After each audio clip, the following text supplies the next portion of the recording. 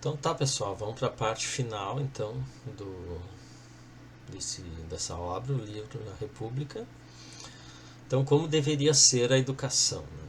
A educação nessa cidade ideal, né? Nessa cidade ideal de Platão em debate com seus amigos. Então, a primeira coisa que a gente pode falar é a crítica ao conteúdo da poesia épica. Né? Vou abrir aqui para vocês. O que acontece? Né? A poesia épica é a poesia que fala dos heróis gregos, dos deuses, que fazem feitos fantásticos e tem muitos desvios de caráter, porque ora eles são bons, ora eles são maus. Então, para o Platão, isso não é uma boa influência para os jovens, né? Não é uma boa influência. Tanto as narrativas religiosas, que são contraditórias ali, como falei, ora um Deus é bom, ora é ciumento, ora é vingativo. Então, que referência que isso daria para os jovens, né? E os feitos fantásticos, mitos, né, segundo Platão, que não tem relação com a realidade. Isso depois Aristóteles vai seguir nessa linha. Mas o Platão ele critica ainda mais a ideia de mimeses, né? A ideia de imitação. Mimese é imitação. Então, o que ele diz que o artista é? Ele diz que o artista é um imitador do mundo material. E se o mundo material é uma cópia torta, uma cópia ruim do mundo das ideias, quer dizer que a mimesis é a cópia ruim da cópia ruim, certo? Então essa é a ideia. Então ele critica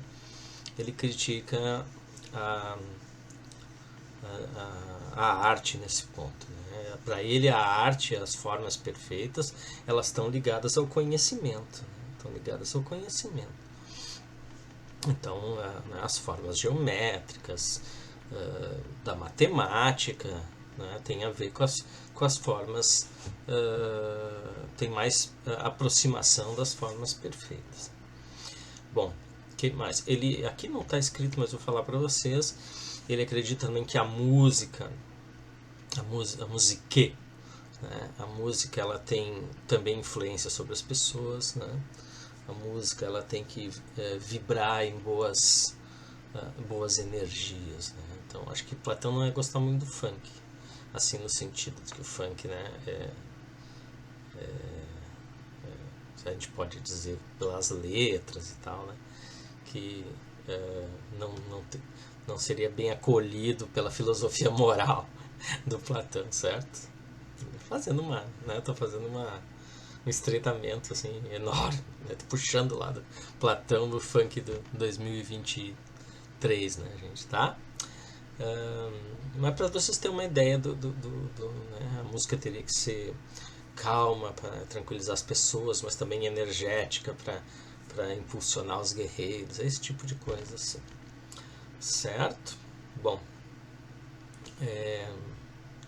isso é uma parte então da questão da educação. Aí, essa é a continuação. Eu já falei numa janela, mas já que se interliga com essa aqui também. Mitos e deuses ensinam vícios aos jovens. O ensino do mito narrado pelos poetas foi considerá-lo nocivo na educação dos jovens, uma vez que seus ensinamentos mostravam os deuses muito, muito semelhantes aos homens. Né? Os deuses eram muito semelhantes aos homens. Não era um modelo de comportamento. Né? Certo? Bom. Etapas da educação. Bom, as etapas da educação a gente viu, né, que ela tem 3 fases. Então aos 20 anos de estudo, aos 30 anos de estudo, né, e aos 50 anos de estudo. Então aos 20 anos de estudo A primeira seria uma educação igualitária, tanto para homens como mulheres. Mulheres poderiam ser guerreiras também poderiam governar a cidade. Isso é uma coisa bem avançada para a época. Já que o contexto da cidade de Atenas não era esse, né? A mulher era inferior, considerada inferior ao homem.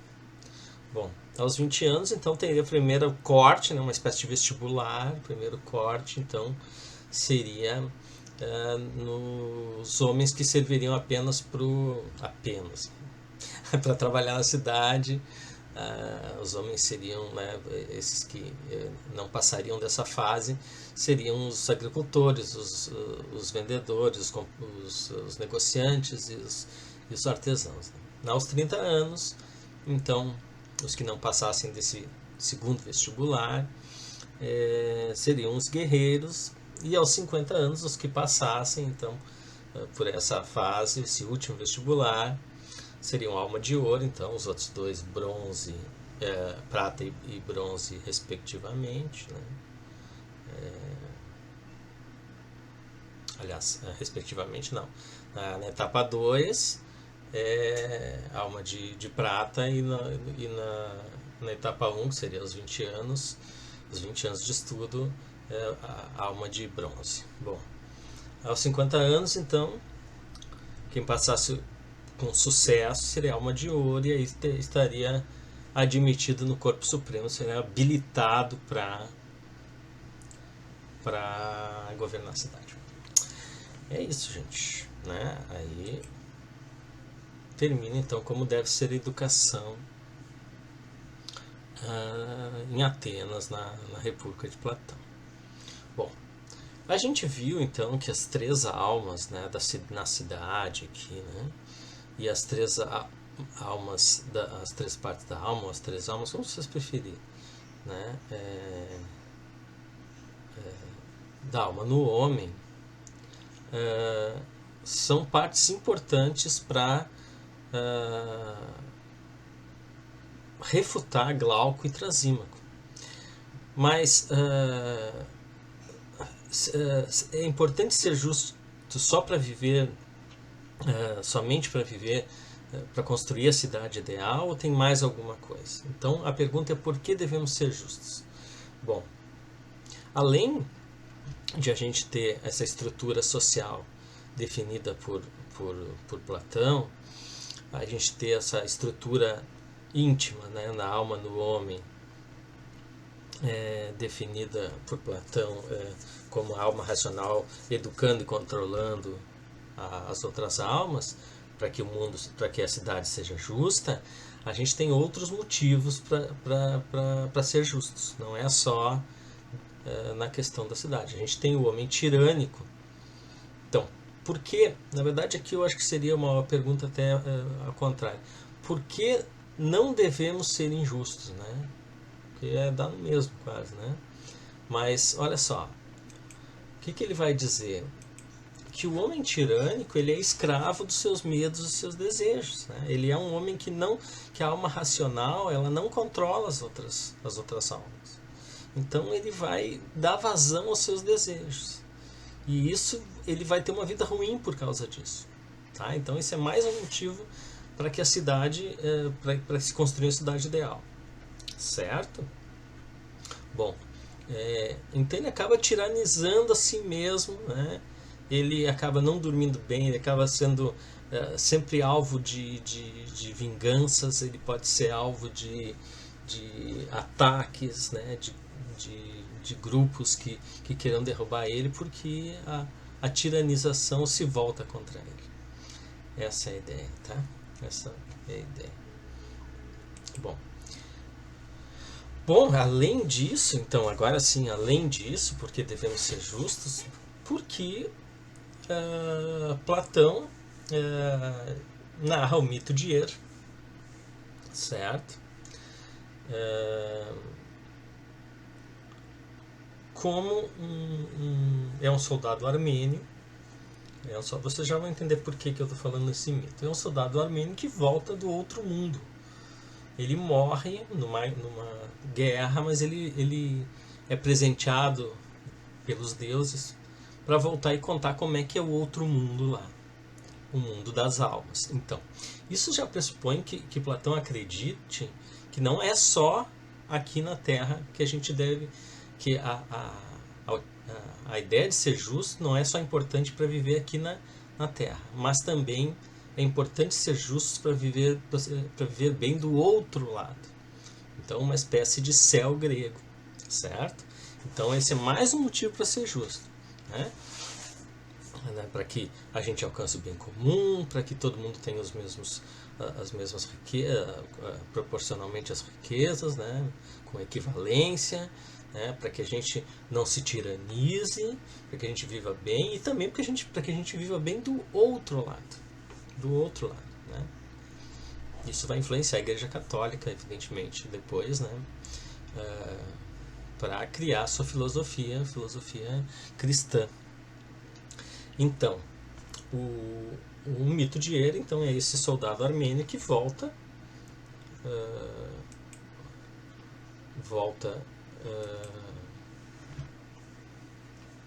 do espécie de céu grego, né, que nem eu falei para vocês, né?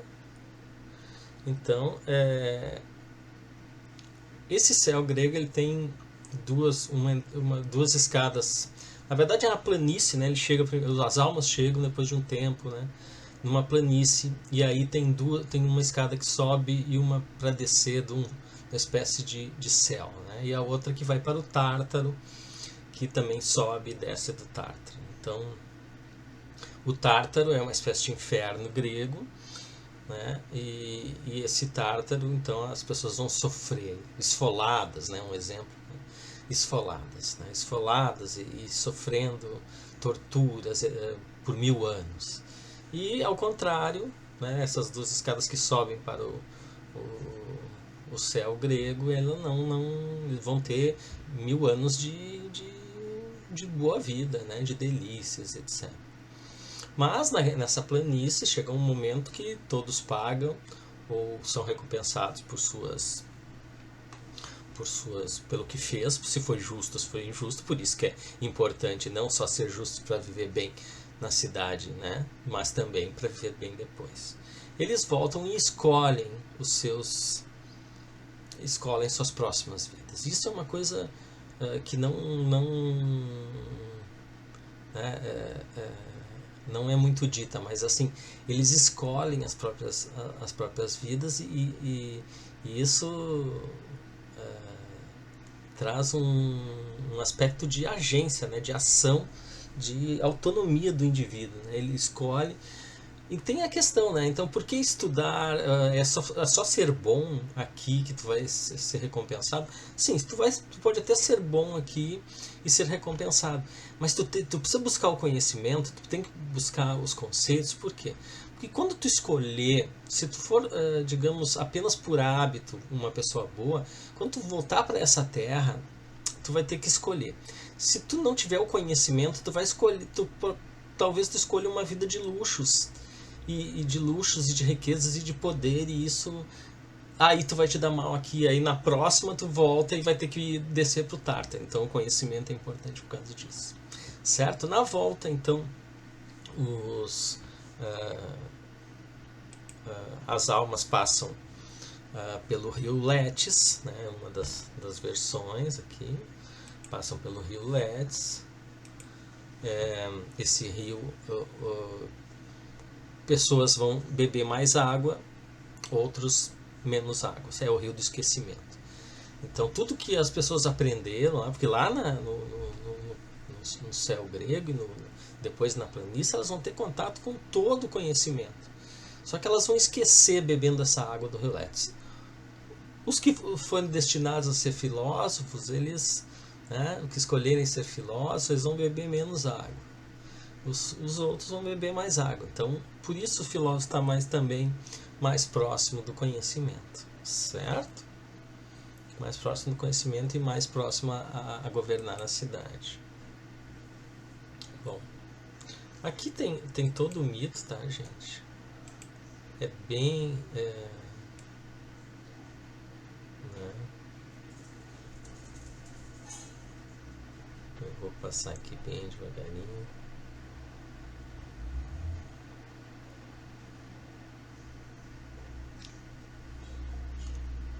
Eu fiz só um resumo aqui, mas é isso.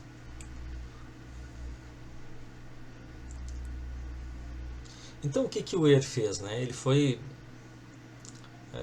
enviado pelos deuses para contar essa história, para contar a história de que há um outro lado e que as pessoas são recompensadas e também são castigadas, né? E tem escolha, na volta tem escolha, podem escolher melhor, né? Quem foi injusto aqui, sofreu lá, já vai escolher melhor, já vai se dar conta melhor, certo? Então todo mundo em algum momento vai passar pelo Tártaro, né? Certo?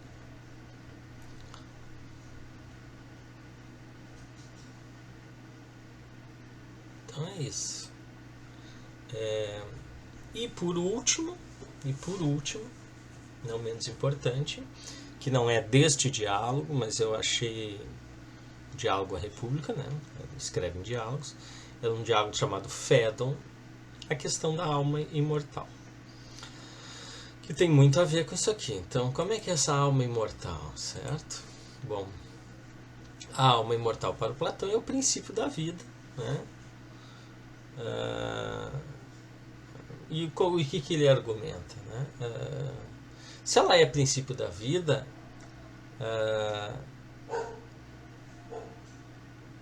ela não pode ser princípio oposto, ou seja, a morte. É questão de lógica, né? Então, se ela é princípio da vida, ela não pode ser princípio da morte. A alma imaterial, então, ela usa esse corpo material para viver nesse mundo. A alma é presa, né? Segundo Platão, o corpo é pesa, né? E ele prende essa alma aqui. Por isso até que na hora de morrer, Sócrates se sente liberto, certo? E a alma pode habitar corpos diferentes, é o princípio lá dos pitagóricos que o Platão adota, né, da transmigração ou reencarnação das almas, né, como vocês preferirem, né? Então é isso, certo? Esse é o argumento, né? O princípio da vida não pode, né, ele não pode morrer, né?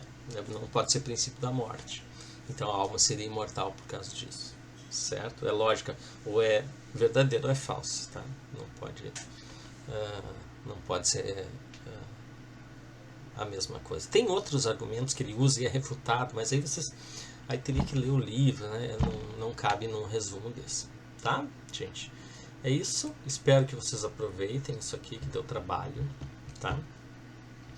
E vocês estudem, tá? Abraço.